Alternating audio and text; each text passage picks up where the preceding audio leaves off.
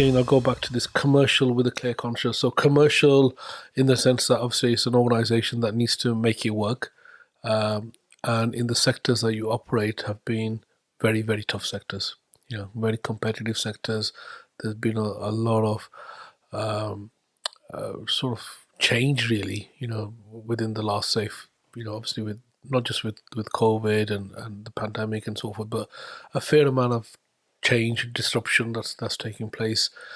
How has the organisation sort of kept it real, kept it going? Really, it's still a successful organisation in that environment. So talk to us in terms of the commercial realities of such a large organisation in a very competitive environment with all the dynamics that have taken place.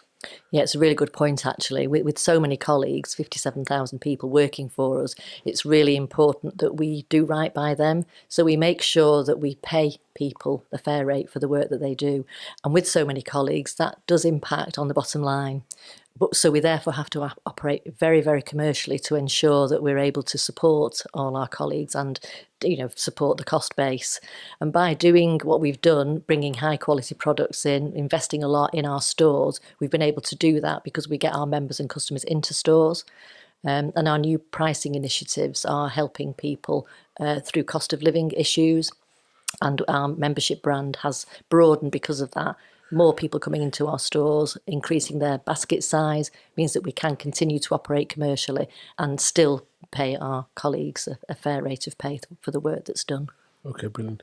So, Louise, your role in the organisation is that you're an apprenticeship manager, and you've been there for, again, correct me if I'm wrong, 7.5 years. So, tell us a little bit about that role, how that started, and how it's going for yourself.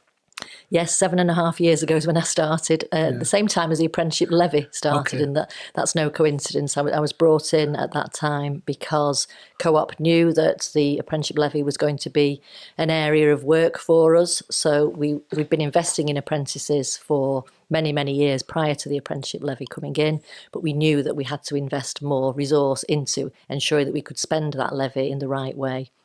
And I don't know if I need to go into the background of the apprenticeship levy for the listeners. Yeah, I think if you wish to, I mean, there's going to be some people that are aware of the apprenticeship levy because a big part of our audience is from the further education and skill sector, but there's a huge amount of people that do listen that are early career talent people that focus on HR, recruitment, and businesses and other individuals that may not be fully aware. So share what you feel is appropriate, and obviously people can search as well for themselves. But apprenticeship levy, it was bought in April 2017, and it's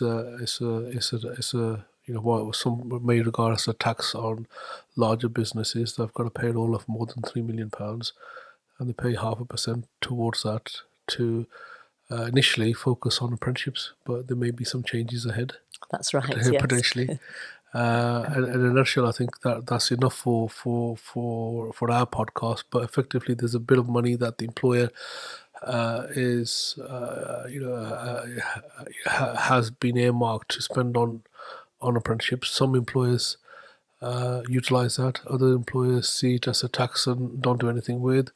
And others think of it as an opportunity for them to give back and potentially consider possibly working with other organisations and maybe consider transferring within the rules that are allowed to transfer to other providers who may need that funding.